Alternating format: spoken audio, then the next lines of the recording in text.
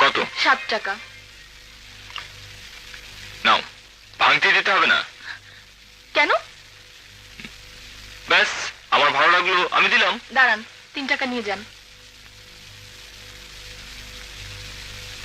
এই নিন।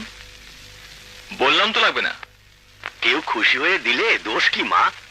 দোষ আছে বাবা, কোনো কাজই ছোট কাজ নয়, কিন্তু ন্যায্য পাওনার চেয়ে বেশি নিলে আত্মা ছোট হয়। নিন, আপনার কাউকে দিতে ইচ্ছা করলে কোনো ফকিরকে দেবেন, খুশি হবে।